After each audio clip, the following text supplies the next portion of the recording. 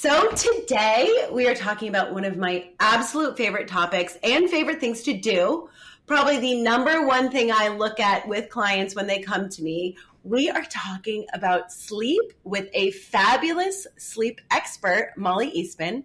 She is the creator of Sleep is a Skill, which is a company that optimizes people's sleep through a unique blend of technology, accountability, and behavioral change.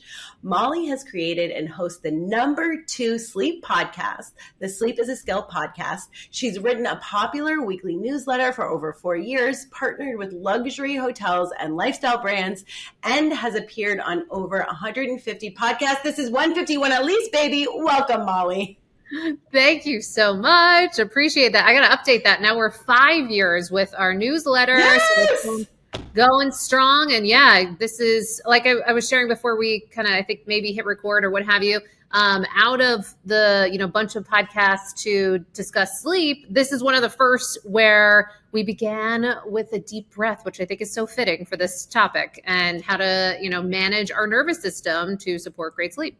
And that is one of the biggest things. I'm so excited because I was looking through your podcast, which you guys should totally check out. You interview some really interesting people, experts, doctors. So I'm really excited to pick your brain on what you're excited about in this space these days, and some really weird and interesting things maybe that we wouldn't expect. But before that, I would love to know a little bit about how you got here and why you are so passionate about sleep. Yeah, I do think it's relevant and hopefully helpful for the listener because it was sort of a circuitous route. So I now actually think of my life in a 3-part series. I think of it as before I went through this sleep breakdown, really, this sleep challenge in my life, during that period and after. And the before looked like a lot of labels and narratives as to how I related to my sleep. So I would say things like, I'm a short sleeper, I'm a night owl, it's in my genes, or narratives like, I'll sleep when I'm dead, what's the big deal? A lot of justification, rationalization, and coming from a place where I was relating to my sleep like it was just a fixed thing, like the cards I was dealt and, just play the hand. And it looked like that for, my childhood and teenage years, college, 20s, et cetera. And my habits and behaviors got more and more pronounced. And I didn't correlate those behaviors with things like uptick in anxiety, more and more health issues. I had things like ulcers. I had shingles in my 20s. Wow. That things were not really working and not really making the connections between my management of my sleep and my habits got more and more pronounced as years went on. Serial entrepreneur in Manhattan, burning the candle at both ends, going to bed later and later, being justified and righteous, saying, well, I'll just sleep in. What's the big deal? Yeah. And so it was not until I went through this period of insomnia, which completely changed my life. And during that time, it was a really scary period of my life. How old were you, if you don't mind me interrupting? This was in, it was like late 20s, early 30s of this stretch of time where it felt as if suddenly sleep was no longer guaranteed for me. And so Scary. It was a scary time. And it was, it really at its, when it was at its worst, I was questioning, am I losing my mind? What is going on? Am I stuck like this? Is this going to be like this forever? And when I went to the doctors and left with sleeping pills, then it was one of those moments of, oh man, okay, well, if I'm going to get up under this problem, it looks like I'm going to need to figure this out on my own. It was kind of how it landed for me. Now, quick clarification, it is not supposed to go that way. Just so in case anyone's wondering, you're not supposed to go to the doctors and leave with sleeping pills. It is supposed to be the first line approach. It's supposed to be CBTI, cognitive behavioral therapy for insomnia. However, sadly, in my case and many people's cases, it doesn't always go like that. And you do just leave with pills. Wait, I'm going to interrupt for 1 second. That's so great. So these days, that's the protocol. When you go to the doctor, at least in the United States, they're supposed to send you to a therapist. Well, exactly. They're supposed to begin with the recommendation for this cognitive behavioral therapy to really look at your thoughts and your kind of habits around your sleep. Does have That's high great. efficacy. Now, I will say that I did go through that process, and for me, I did not respond well to it. There is a certain group of people that don't respond particularly well. Some of the characteristics of people that aren't responding so well are kind of like myself and skewing anxious and overthinkers and ruminators and what have you. And so, just so people know, that is supposed to be the way it can go, and that can often be very effective. Now, for me, in that moment of realizing that I'm going to need to really take this on, so ensued this kind of going down the rabbit hole to understand what does it take to actually get sleep reliably. And I wasn't even thinking about getting great sleep. I just wanted to get sleep at the time. And so I spent a lot of time, energy, money, effort, found things that didn't work, but then also over time found things that did work. And what I kind of left on the other side with was coming up again and again in this world of circadian rhythm entrainment, which I can speak to, of how that can be useful and practical for all of us. And to the point that it became a thing of why are we all not talking about this? It's just such a game-changing set of information for all of us to utilize to manage our health and well-being. So on the other side of that, once I began to restore my sleep, I could not stop talking about it, because now I get back to where it was, which I shared, I'd never had a great relationship with my sleep. So then when I actually could see, wait, I can even not only sleep, but actually look at having improved and optimized sleep. I didn't even think that was on the table for me. And so I share all that because on the other side of that, I actually had so many blessings that came out of this journey. And it really has given me this immense and strong mission on this planet to share this information. And what kind of came out of it was this company, Sleep is a Skill. And today, now we work with, people to bring them through our online courses and programs and, have entire curriculum and podcasts and newsletters and all these things. And I share all that not just to share this, but instead to note that no matter where people might be at, if they're listening and, maybe they're struggling with their sleep or their sleep's fine, they don't think too much about it. Wherever you are on the spectrum, I am clear that for all of us, that there's an opportunity to up level our sleep results, no matter where we might be at. And it's a real, I think, paradigm shift to come from of the management of our lives to come from this lens of beginning with our sleep. Yeah. Yeah. Well, it's the first thing when people come to me, even back in the day when I was just doing sort of weight loss stuff, it's the first thing I would look at. Your cravings change, how you respond, your inflammation levels are up, it is nearly impossible to lose weight and heal if you're not sleeping. So just on a physical level, and then not to mention everything that happens to your brain. And it was so funny, my living in New York, running around, not sleeping, all of the things, my story was the same. And sleep was a big part of what made me quite sick, I found out as well. So it's really interesting to see what happens when you just start prioritizing this one area. And I wanted to ask you, so are you seeing, because I know you work with a lot of companies, are you seeing just a shift in people realizing how much sleep is affecting their output? Essentially, are companies really honoring this more? Because, even in the last 15, 20 years in New York, it's sleep when you're dead. No one sleeps. Yeah. It's for the weak. Is that shifting? Are you seeing a shift in that culturally? Such a great question.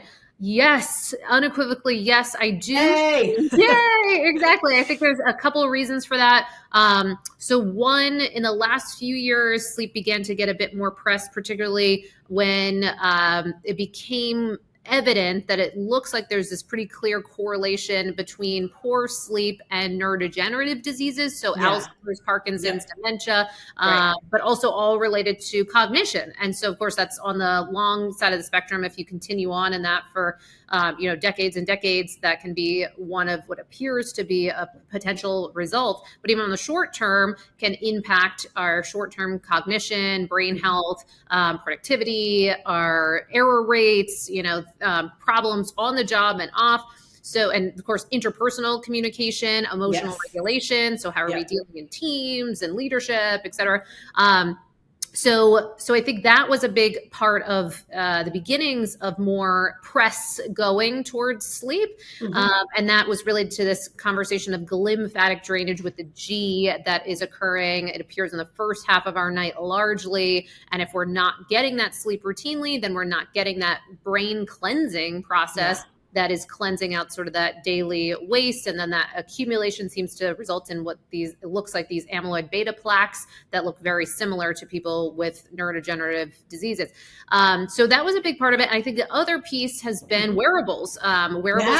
Super helpful in this conversation of getting people in the game of improving their sleep on a routine basis. And that's often how I'm working with companies, is coming in and bringing wearable programs and then putting them through our training protocols to help support that. Now they have some data to see, their actual results. And of course, this is within reason too, because sometimes there's times where we maybe want a data vacation from all that information. So certainly there's a time and a place. But largely what we find is for most individuals, this can be very empowering when we have the information behind us of how to influence and change the results or impact the results.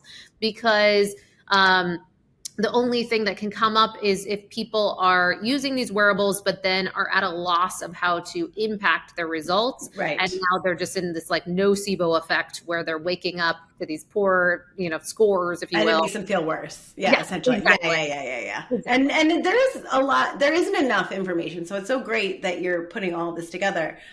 So let's go back to what you were saying you're most excited about. Talk about the circadian rhythm and what you found that you were like screaming from that's where I was with like gut health and like mind body connection, where I was like, you guys, your brain and your gut and your microbiome. And everyone's like, this woman will not shut up, but tell us about circadian rhythm. And that affects your microbiome as well, actually. Yes, totally. It's so funny. I was just on a podcast yesterday where there was a gut health expert and saying the same exact thing, really shouting from the rooftops as well, that correlation. So as far as the circadian rhythm piece, part of why I'm so passionate on that topic is that so just to give some definitions, our circadian rhythm is this kind of physiological rhythm, this 24-hour rhythm that we are a part of that is connected to the rotation of the earth, really. And so that 24-hour rotation. And when we used to live outdoors, we were really synced up with these rhythms because we had to be. There's no it's dark. There's a light dark cycle. There was a changing in temperature. There was seasonal changes. There were the types of foods we would be exposed to. All of these clear signaling cues that would tell the body what time it is and what to be doing when.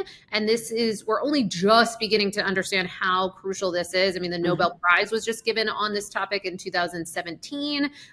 So we're really unpacking newly, and it's only just starting to trickle into kind of mainstream conversation of these clocks that are in every cell and organ in our body that are trying to stay on time and are all being kind of guided by the choreography of our SEN, our suprachiasmatic nucleus, which is the master clock, and it's looking to help, guide those peripheral clocks. So why that matters is because previously, for those thousands of years when we were much more connected to nature and outdoor living, much more prevalent, all of this was kind of automated, and we have a hierarchy of the cues that are more important or more impactful, I should say, on your rhythm. So I can certainly share those. But in addition to that, the problem that has occurred is that what we're seeing is that the average individual is spending around 90% of their days at least indoors. And this is kind of old stats, so it's likely that they're even more so since pandemics and smartphones and work from home lives and whatever. So most people are spending an inordinate amount of time indoors. And why that matters is because this going inside phenomenon has made us kind of like these indoor zoo animals, and we're not realizing the extreme effects that this is having on our physiology, most notably our sleep.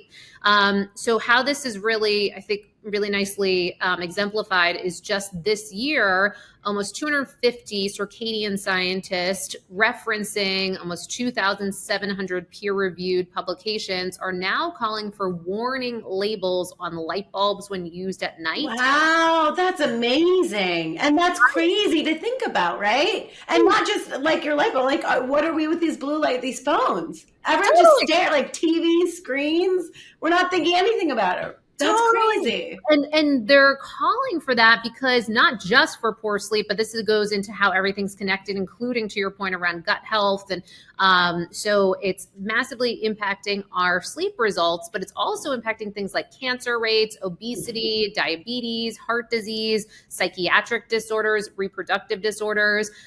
So we're just scratching the surface onto how important our environment is for our health results. And because we've gone inside, because what the result is that these circadian scientists have put together in this scientific consensus is that it appears that the average individual is in an environment that by day is around 100 times too dark and by night is around 100 times too bright. Oh, wow. Right? Even as compared to the brightest moonlit evening that we would have been exposed to in the past. So what we've done with that is completely turned our rhythms upside down. Mm-hmm. So the result is that our clocks are certainly not functioning as optimally as they could. Mm-hmm. And it's resulting in kind of this circadian chaos. So what is available to us is one, to take heed of this suggestion for warning labels on light bulbs when used at night. Mm-hmm. Because, and not just like, because we have something against light bulbs or something, but because instead what we want to get really curious about is what is our environment telling our body about its timeline, because that affects the sleep-wake cycle.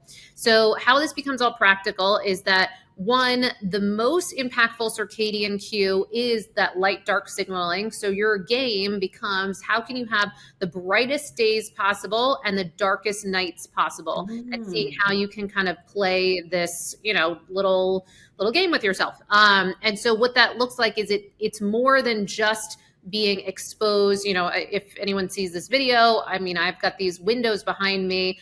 So it does allow light in, but this is adulterated light. So we want unadulterated light by going outside because you're getting full spectrum light. And is there any truth to, I know in wellness right now, they always talk about like go outside immediately and spend like 15, whatever it is.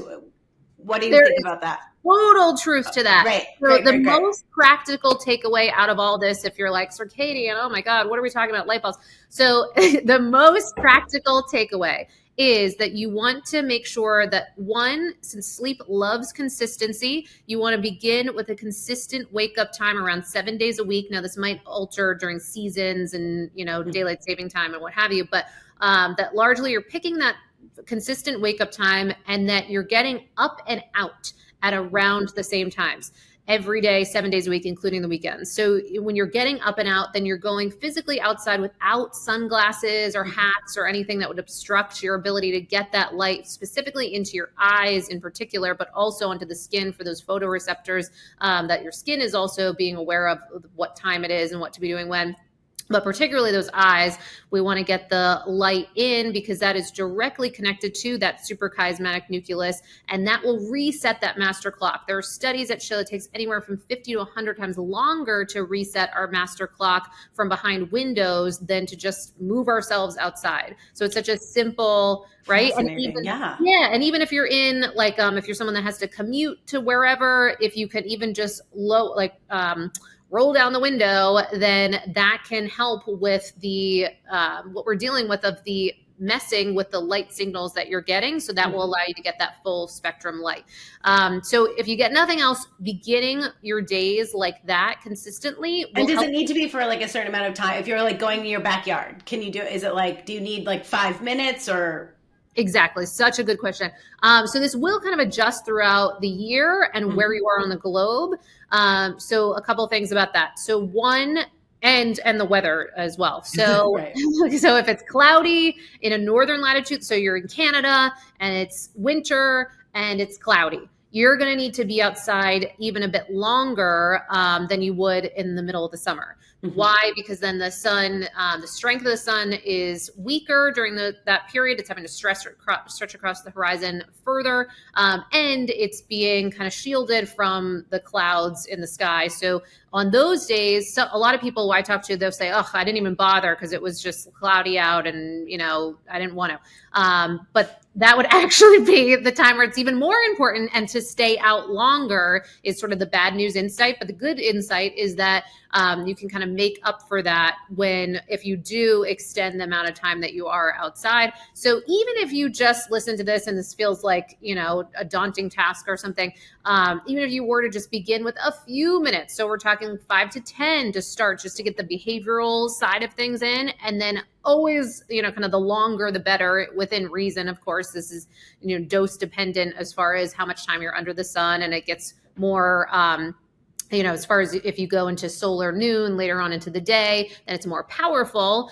But it is important for us to make sure that we are getting that exposure of sunlight, because when we're indoors, the average indoor environment often is below around 1,000 lux inside. And that's a big deal, because on a bright summer day, it can get up to around 100,000 lux. Oh, wow. Wow. Right? It's a big difference. And Yeah. so we probably heard of people talking about seasonal affective disorder and sad lamps and things. And there's a reason that people are going in that direction, because they are really struggling, and it's impacting our mood, our productivity. You mentioned productivity before, as far as with groups and what have you. So that is a really important place to begin, because you want to think of light like a drug, and that also includes darkness. So both have drug-like effects on the body. Oh, that's so interesting. That's such a good way to frame it. They're like drugs, but you do see that, right? You go, like, the day is beautiful, you go outside, you're much happier, right? Gloomy days, like that totally makes sense. Yeah, so we know that the presence of that bright light will do a few things physiologically. So one, it will suppress melatonin production. So if you're having sleep issues and you're struggling to feel, you're like kind of in that zombie-like state when you first wake up, and everyone has a bit of sleep inertia. So it's kind of like that time where you're adjusting from being in that sleep state to awake. But some people have it much longer and really, really struggling. So a great way to help reset that and begin to get you on a better structure and schedule with your sleep is to use that drug-like effect with light. So not only will that suppress and turn off any leftover melatonin function, then it will also have this kind of excitatory effect. It will have this dopamine-esque response, and it can linked with cortisol. And we want a healthy cortisol pulse in the morning. So this can all play in nicely. And on the flip side, in the evening, then melatonin can be supported and aided by darkness, because, and so historically people might call it like the hormone of darkness, the vampire hormone, all these things have particular names. Gets a little bit more layered than that, but I will say that the presence of darkness does certain things to the body and helps it know that then we are needing to prepare for sleep in upcoming, hours. So that's another. With that, on the darkness, do you recommend having dimmers, certain types of light bulbs, wearing the glasses? What is your candlelight? Yes. There was actually NASA-led studies that use candlelight in the study. So that is a great actual suggestion. And that's what we did for thousands of years. I mean, we're dealing with a recency effect problem in that it was just 144 years ago that Edison created the light bulb. And so now we kind of just think, whoa, there's always been lights. And, we know in our brains that that's not true, but in how we act, it's like, well, of course, I need to turn on the lights, like obviously. But for so long, that wasn't on the table. And so it was just candle and fire and lanterns for a long stretch of time. And that was often an expensive proposition. So it wasn't even something that was available to everyone. So you might have only had a limited time with these ability to, it's like the first biohack is really fire. So our ability to extend our days was also dependent on finances and what have you. Whereas nowadays, electric light for many people is an availability. So we can live these 24-hour upside down lifestyles. So what to do? One, most of us are now under LEDs or fluorescents for the most part. Incandescents in the United States were just made illegal this year, unfortunately. Oh, wow. Yeah, and incandescents are more connected. It's much more friendly to the biology. So the wavelengths of incandescent lights look much more similar to sunset. Wait, why are they illegal?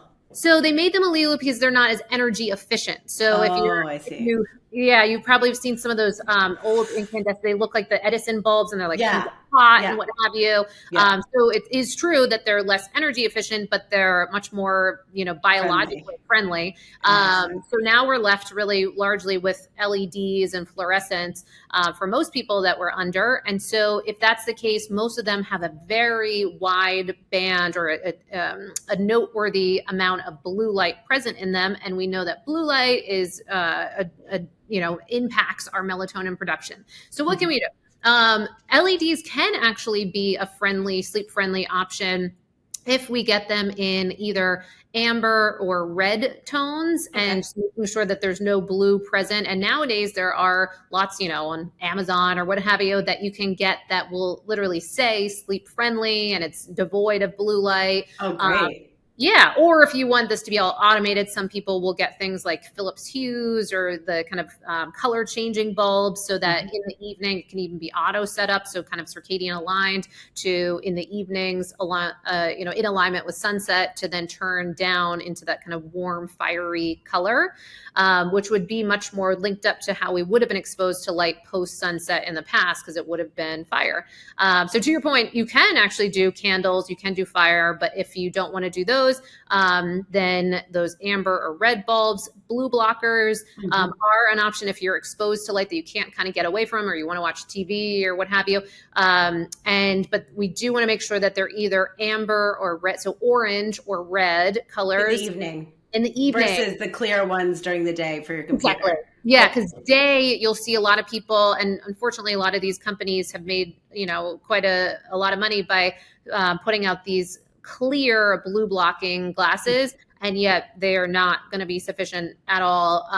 Especially, certainly they could have some utility by day, but in the evening, no way. So do you have any favorite companies for the glasses? So there are a lot of companies. So I don't want people to feel like, oh, if I can't afford, because there are fancy ones, So I will say some of the fun ones that might have some nice utility to make this like a lifestyle. One is Viva Rays, where they have magnetic, options, so they can put on multiple kind of lenses. So it can go from yellow, and then you can put on the orange, and you can put on the red, and that would be kind of most optimal because then you'd be stacking this. So you might have yellow by day if you're exposed to a lot of like fluorescence or kind of impactful lights.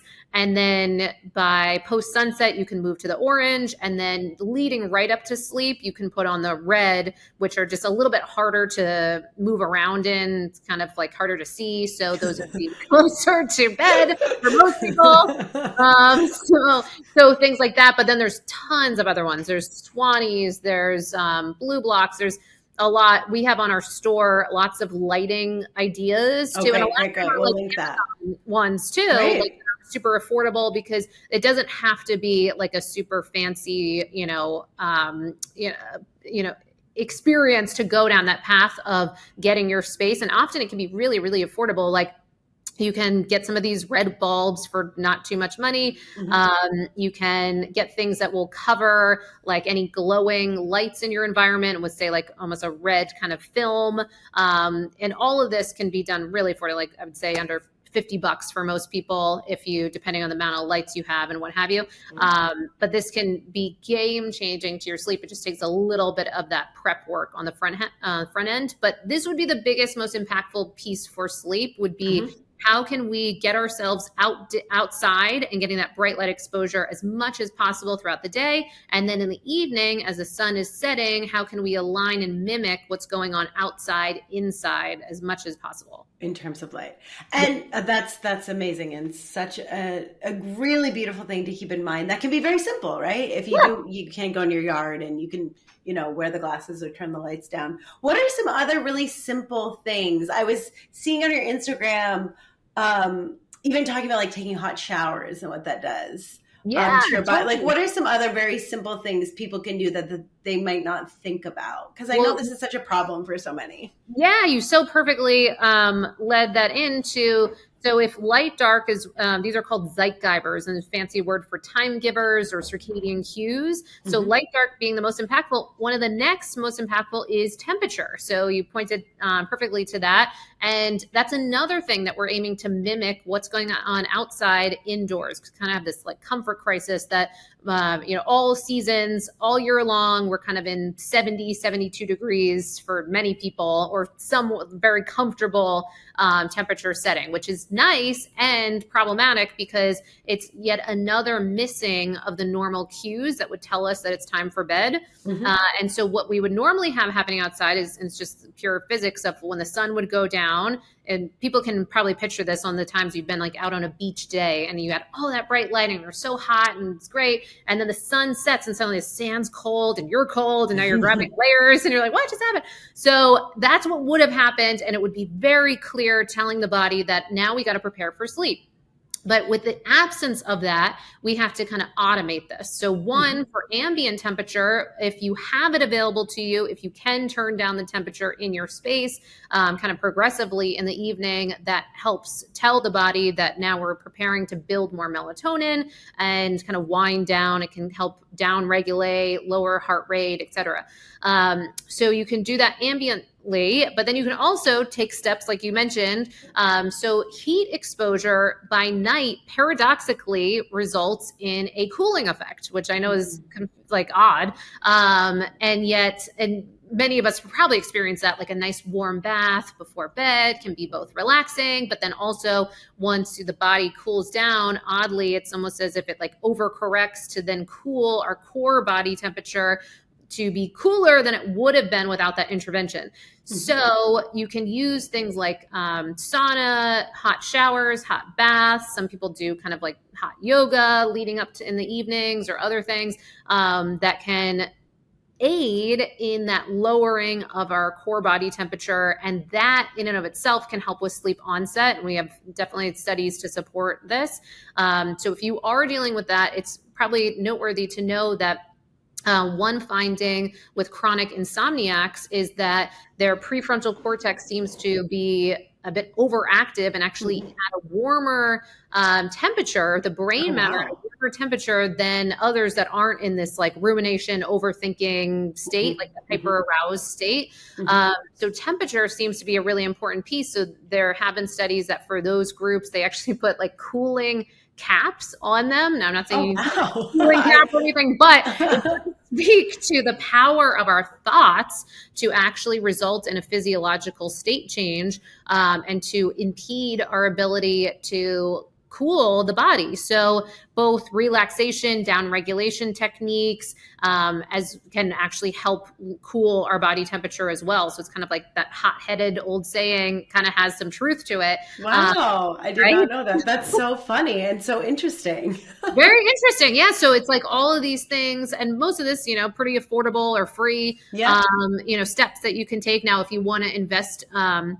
There are cooling mattress toppers that can be helpful, like Eat Sleep, Chili, Bed Jet, things like that. But there's also that ability to set yourself up powerfully so that you can kind of guide your body to cooling its body temperature. Now, there's other things that we might be doing that might be also turning up our bodily temp. And one of the most common I see so frequently is night eating. I knew you were going to say it. I knew you were going to say it. Yep. Yes. And then, of course, with the gut and the microbiome, right? We see so much of now we're starting to understand that there's these clocks that are happening from a digestive perspective.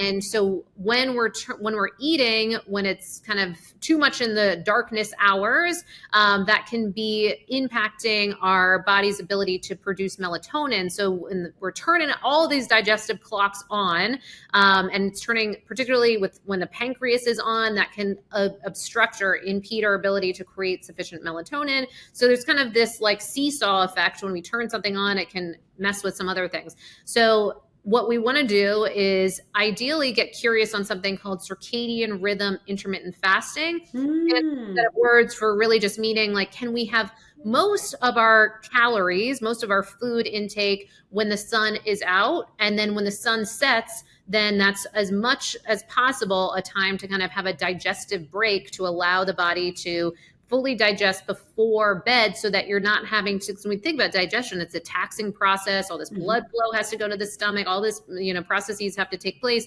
And that can impede our ability to go through what I mentioned, that lymphatic drainage on the first half of the night, our deep sleep. So it can just kind of split our bodily resources, and then we're having to deal with that digestion versus handle all the reparative mechanisms that we'd like to be focusing on. That's great. I mean, I talk about that a lot with clients because so many people, it's so interesting, right? Because you look at nighttime and so many people have issues winding down, letting go of stress, prolonging bedtime, right? Maybe it's the only time of day they get to themselves. And eating is such a calming thing for some people, depending on what not that it technically is, but it feels like it, right? Like everyone to some degree is an emotional eater. So here we are thinking we're doing something to relax, but really we're revving our bodies up. Yeah, exactly. So knowing that food is a circadian cue is important, because even if people say, well, I'm just having a healthy snack, and whatever you choose, cucumbers, I don't know, whatever you choose, that's, even if it's healthy, quote unquote, it's still turning on those kind of clocks at sometimes the wrong times. And so that can just be a confusion for the body, because if you think about it, often when presumably we eat for energy, and so why would we be needing energy at 11:30 at night or what have you? And historically, it would have been very unlikely that we would have been eating into the wee hours of the night post sunset, because there's no refrigerators, like pantries, all those things. So all of this stuff is very just like a modern problem where we think that needs to happen in this kind of nonstop snacking or what have you. So what do you think about supplementation? I don't love when people are taking a million things. And I know that a lot of people think melatonin is like a good long-term solution, which I don't agree with. I'm more of a magnesium glycinate kind of gal. Yes. But what do when people are, the more gentle, the better, I think. But when people do need some support, what do you recommend? Yeah, good question. So I would say first, and many people when they come our way, they want to begin with what kind of supplements can I get? And I get it. Like when I was struggling with my sleep, I just wanted to sleep tonight, and I want you to give me the thing that I can get that done with. So I totally understand. And yet it turns out that half the time, unless we are dealing with certain, nutrient deficiencies or what have you. So certainly we know things like vitamin D is really, really crucial for getting great sleep. We know our B vitamins are important. We know iron, thyroid health, all of these certain things that might then, with a clear plan, your physiology in mind, and, presumably test results are a very good idea, then that would fit. But for the average person, many times they'll want to, and they'll be ready to spend a lot of money and, get lots of different supplements. And half the time, if you're not doing those first things that we're, talking about, so light timing, darkness timing, temperature timing, meal timing, exercise timing, thought timing, drug timing, just to name a few, then you're really missing out on the major needle movers. Yeah. And then you're just kind of throwing money away half the time. But I will say, assuming you're doing all those things and now you want to kind of up your results, or you're going through a stressful time or what have you, then a couple things that can often have support for people. Certainly you hit the nail on the head with the magnesium and having a pretty high safety profile for most people, barring maybe like low blood pressure or what have you. So magnesium can often be a safe option. L-theanine can often be a pretty safe option. And these can usually be good over the long haul, which is nice. Whereas there are some that are more short term. So say like GABA is one that might be a short term option if you're really feeling a lot of stress. That could be something that you might bring in, but we might not want to do over the long haul. If we are bringing in some of these adaptogens and ashwagandhas and all those can be noteworthy. Often we do really want to get clear on what your levels of vitamin D are, because most people are deficient. And you'll have no clue how much this is really, really messing with so much of our health and well-being, and it is a hormone versus a vitamin. And sometimes it can mean higher dosing if we are using supplementation, but ideally we're getting it from the sun, which is another topic altogether. And can take a lot depending on where you might be. So we want to get kind of that dialed in. But then there can also be other like mushroom stacks, CBD stacks. So you can get more nuanced with these different types of options. But I would just, again, say for most people, it's very rarely the needle mover that I see. And now we have a very large database of Oura Ring users. So we see kind of what are the things that like move the needle for people. Yeah. And very rarely for me do I see it like, oh, I started this new supplement protocol and now, my sleep's amazing. It's often much more in the behavioral and environmental side. Oh, isn't that always the way? And yeah. I love that you said that, because again, culturally, we just want to take a pill, right? Like, how do I fix this quickly? But if you want lasting results, you really have behavioral change. Yeah, exactly. And to your point too, around what you were sharing with the gut and the microbiome, I can see often what appears to be poor sleep quality through even just some of the food choices that people are making, and the timing of that. That's one of the reasons why often continuous glucose monitors are something that we like to bring in if people have that option available to them, because it's one of the more common reasons that I see for wake ups for people. So the 3 a.m., 4 a.m. wake ups can be that resulting of poor, kind of the food choices that we're making, are glycemic kind of index choices that are aligning with kind of this roller coaster of glucose by day and then of course by night. So are most people waking up because it's too low? So we see both, but interesting. So it'll spike at night as well. So there can be both spike and crash. We've had representatives from Nutrisense, Signos, Very, Levels, all on the podcast, and very often they're speaking to, in particular, to your point, crashing being a very common phenomenon. Now there are those people that it's doing the opposite, but for many people, it's been up, and now when the crash is occurring at that 3, 4, then it's having that kind of stress response. And now not only are you waking up at 3 or 4, but you're kind of like up because now you've had that kind of surge of stress kind of hormones. And so as a result, then that can be really frustrating for people. And since we know that in certain studies, there's numbers that have been thrown around 88% of people having metabolic dysfunction, at least in a recent study.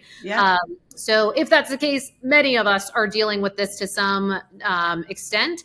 And so just even beginning there from the behavioral side of things with that component can be really, really game changing. And before we move on, how many hours before bed have you settled on? Do you ideal best case scenario? Are we done eating and drinking? Okay. So there's different approaches to this. So one, Dr. Sachin Panda out of the Salk Institute has some of the is kind of the go-to researcher as far as meal timing.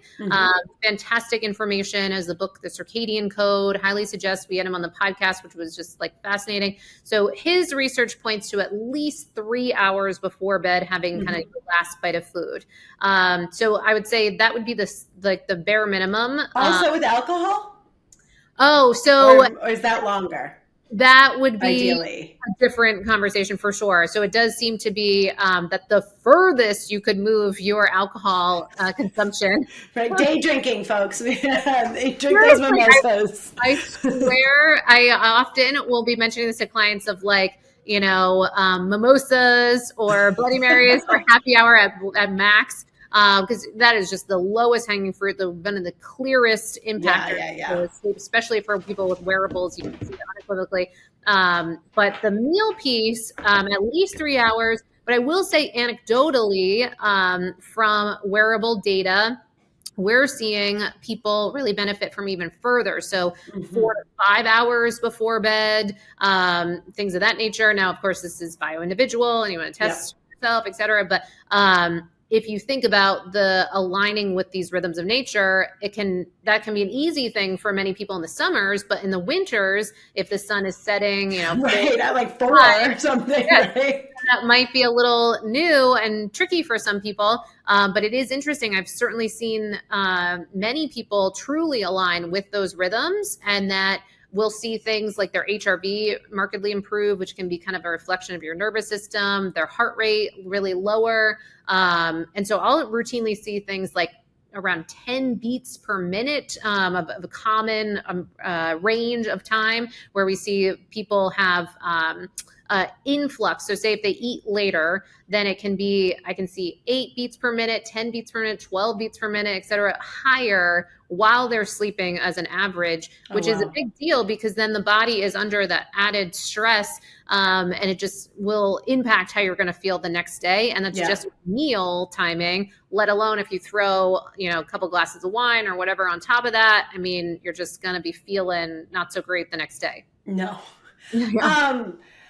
And we haven't talked much because it's different for everyone and so many of these things affect it. But what do you recommend for people? I mean, you touched on it with the CBT, who struggle with, rumination or any, that procrastination. They love staying up late because it's their only, like, I know a lot of moms, like that's their only time. Like, what do you, and I see how that would be really hard, right? You want to watch your favorite show. You want to have that peace and quiet. What do you tell people around, or are there any little hacks around just wrapping your head around going to bed earlier, or the fear? I think a lot of people have like anxiety around like the next day, right? Like they want to put off sleep for those, like how do you approach that? Meditation? I mean, it is different for everyone, but is there anything specific? So true. So one kind of a fun term that's kind of swelled around COVID was revenge bedtime procrastination.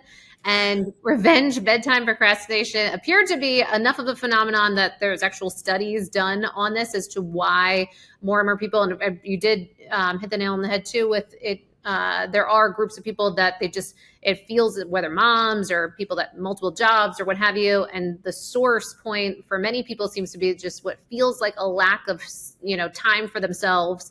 And so then what's getting stolen away to get that time is from their sleep. And so now they're just kind of, procrastinating to go to bed, and it's taking away time from that sleep. So we did do a podcast with a researcher on this topic, if anyone wants, to go more in depth. So that has a lot of different tools and things you can do. But that one has you kind of really audit your days and lifestyle and see how can we possibly steal more time for ourselves by day, even if it's kind of just carved out certain stretches of time, blocks of time, what have you, so that there is sort of that sense that we are getting that, kind of fundamental human need for kind of off and downtime at other times that wouldn't be taking away from our sleep.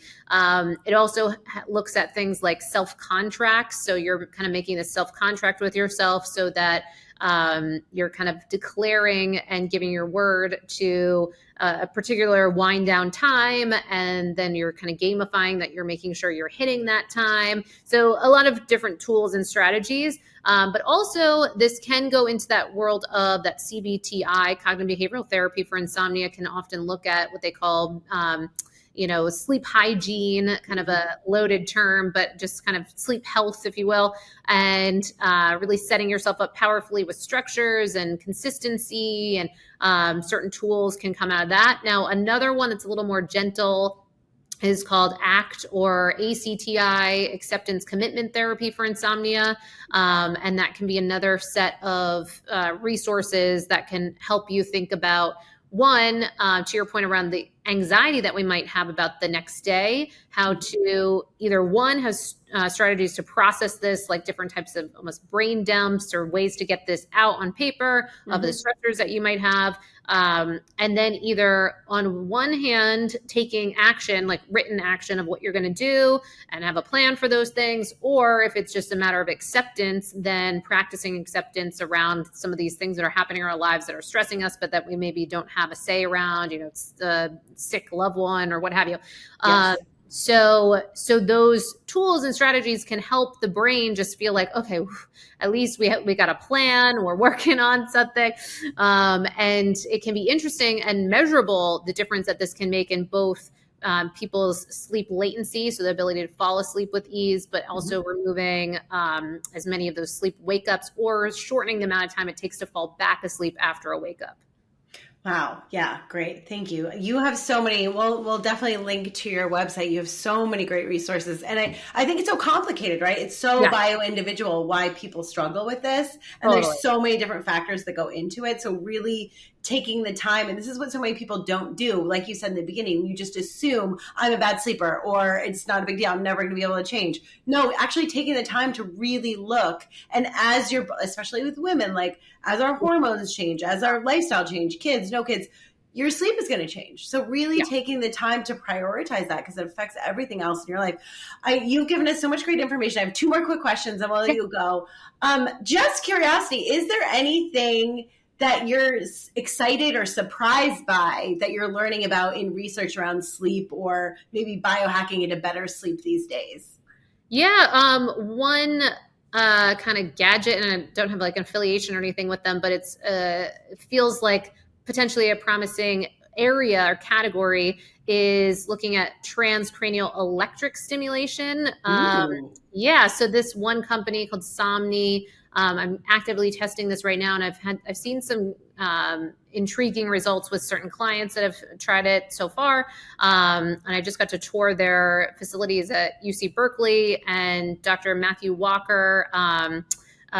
So Matthew Walker, who is on the science advisory board for them, he wrote Why We Sleep and got a lot of press around, the topic of sleep, right? So he's putting his name to this. And what's interesting about this is it's basically kind of a headband you wear 15 minutes before you go to sleep. And it kind of allows for this down regulation. It's kind of like electrocuting you, if you will. Not quite, but so it's like this electric stimulation that's happening. Lobotomy is great. That rumors get started, electrocuting. Oh my God. But yes, just a slight, soft stimulation is happening, and you can be like, reading a book or doing whatever. But this is happening on your brain, but it's using AI, so it's learning about your brain patterns. So say one night you come back from, maybe you had a stressful conversation with someone or whatever. So then the thinking is that it's learning and noticing that this is outside of your baseline. Maybe there's more brain activity, so it's adjusting the type of stimulation it's giving you, is the thinking. But it was just published with some results showing 1.5 times more effective than Ambien, 2 times more effective than CBTI, and 4 times more effective than melatonin for helping with sleep onset, duration, and fragmentation. So, we'll see. It's still very new, but that's something that's kind of noteworthy that I'm excited about, of particularly for groups that really, really struggle. For all of us, but also for people that, whether shift workers or, kind of in really stressful situations, and the Navy, Army, Air Force, et cetera, so that they can have just something else that's outside of our real concerns with long-term use of, say, benzodiazepines or Z drugs. Right.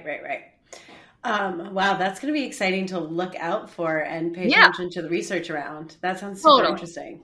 Okay, and finally, when life gets stressful or challenging, what do you do to love through your most challenging situations? And this could be sleep related or not, just something that helps you pick yourself back up. Yeah, I love that question. So I would say, in alignment with this company name, Sleep is a Skill, I would kind of look to the reframe that everything's a skill in a lot of ways. So, right. So if we're, whatever might be stressing us out, say finances, well, finances are a skill. We can learn and get better at that, et cetera. If we're dealing with relationship issues, I would be of the thinking that relationships can be a skill and that we can learn more. So point being, it's, even if we're struggling at this point in time, if we can reframe that, all right, well, maybe we're just lacking in some of the fundamental skill set building in this particular area of life. And it's just, kind of a current state, a snapshot of where we're at now, but it doesn't have to be a forever state. I think that can be a really hopefully empowering place to stand. So then it's just a matter of getting excited to, develop ourselves more. I love that reframe. And that's so simple. And that's one of my favorite answers I think I've gotten on the podcast. So thank you so much. Because it really can apply to everything. And it's so empowering, right? So it's like, I just need to learn a little bit more. That's amazing. So tell everyone where they can find you. Sleep is literally one of the most important things to optimize your life, your relationships, your job, everything. This woman is an incredible resource. Everyone check out her podcast. Where can they find you? Oh, well, thanks so much for saying that. And I'm clear we're kindred spirits on this topic of how important sleep is and beyond. So sleepisaskill.com. You can do a few things. So one, you can take a sleep assessment there. So just put in, kind of things that you're struggling with around your sleep. And then we'll get you back tailored responses around, how we can help you with your exact things that you're dealing with right now. And then we can also get you a free downloadable PDF, the optimized bedroom. So kind of high tech, low tech things that you can do to improve your sleep and your space. We also have our sleep podcast. So, weekly experts sharing lots of things that you can do to improve your sleep right away for free. And we also have our weekly newsletter, Sleep Obsessions. We've been, like I was sharing now, we've hit recently 5 years of doing that every Monday. So lots of different ways you can get kind of free resources. And then if you are struggling and you want to dive in more deeply, we have group programs. And we traditionally, for most people, use wearables to help support that process too. So we use the Oura Ring so that throughout our programs, and you can see your improvements in your sleep measurably. Amazing. Thank you so much for your time. I learned so much. This is so fabulous. You guys listen to this, take notes, and I guess good night. Yeah, exactly. Good night. Sweet dreams. I love that. I should start signing off like that. I know, right? Sweet dreams. Yeah, we're changing your whole podcast. Totally. I love it. Thank you so much, Mollie. Have a great one. Thank you so much. I so appreciate it.